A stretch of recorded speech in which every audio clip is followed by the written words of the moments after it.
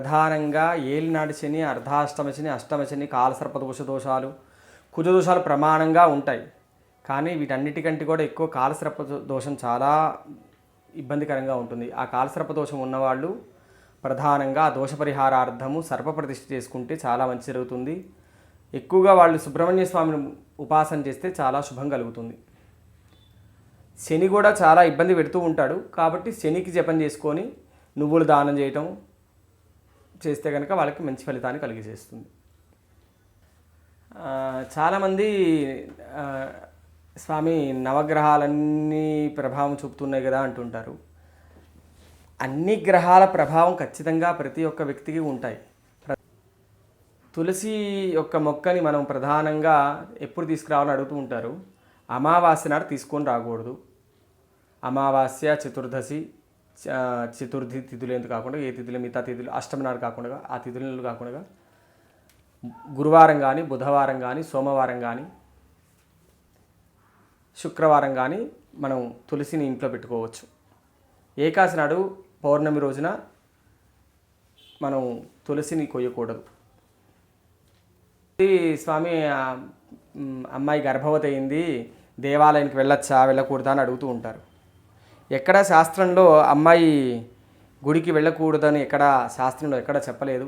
అమ్మాయి నెల నుండి కాన్పయ్యేంత వరకు కూడా దేవాలయానికి వెళ్ళచ్చు. దేవాలయానికి వెళ్ళి దైవస్మరణ చేసుకొని రావచ్చు. ప్రతిరోజు వాళ్ళు గుడికి వెళ్ళవచ్చు. అమ్మాయి డెలివరీ అయిన తర్వాత 11 రోజులు ఒక్కరోజు మాత్రం వెళ్ళకూడదు అంతే. మిగతా రోజు దేవాలయానికి వెళ్ళి దేవుడి దర్శనం చేసుకోవచ్చు.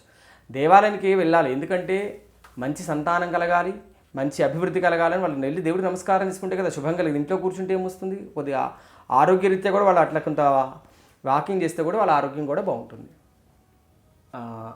మన ఇంట్లో నరదృష్టి బాగా ఎక్కువగా ఉన్నప్పుడు గుమ్మడికాయలు పెడుతూ ఉంటాం.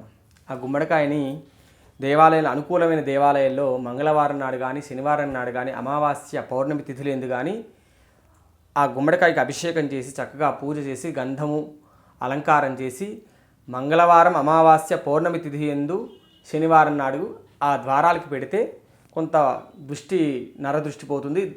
కానీ గుమ్మడికాయ మనం ఎంత పెట్టినా కూడా దిష్టి తగ్గుతూనే ఉంటుంది. గుమ్మడికాయ పాడైపోతూ ఉంటుంది. ఆ పాడైపోయిన లోపల మళ్ళీ కొత్త గుమ్మడికాయ పెడతాం వల్ల కొంత ఉపశమనం జరుగుతుంది. ఈ గుమ్మడికాయ పాడైతే వెంటనే తీసేయాలి. ఏ రోజని కాదు, అసలు అది ఉండకూడదు. అది తీసేసి మళ్ళీ కొత్తగా మళ్ళీ మనం పెట్టాలి.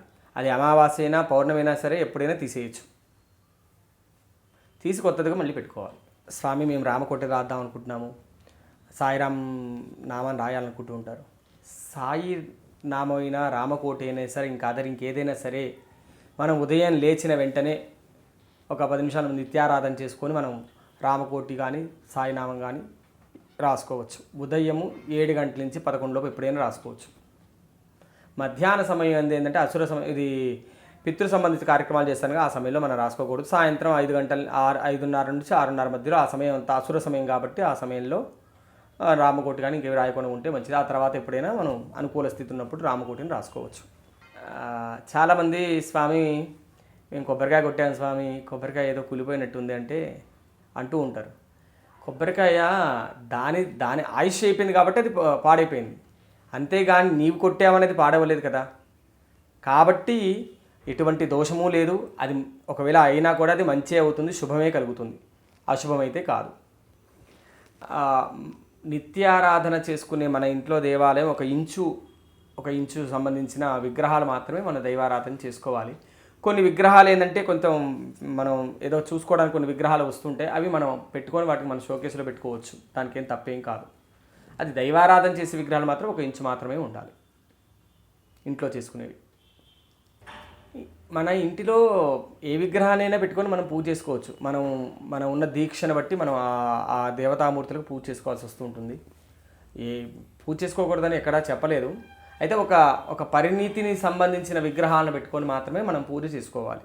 అంటే ఇంట్లో పూజా గది ఒకటి ఉంటుంది కదా, ఆ పూజా గదిని మూసివేయకూడదా అని చాలామంది అంటూ ఉంటారు. మనము ఉదయించి సాయంత్రం ఉన్నంత వరకు ఆ దేవాలయాన్ని తీసే ఉంచాలి. రాత్రి మనం నిద్రించేటప్పుడు మాత్రమే అవి మూసివేయాలి. మనకి అదేవిధంగా ఇంట్లో ఏదైనా ఇబ్బందికరంగా ఉన్నప్పుడు కూడా ఆ ద్వారాలని మూసివేయటం మంచిది. తక్షశిల మీడియా ఛానల్ని సబ్స్క్రైబ్ చేయండి, లైక్ చేయండి, షేర్ చేయండి.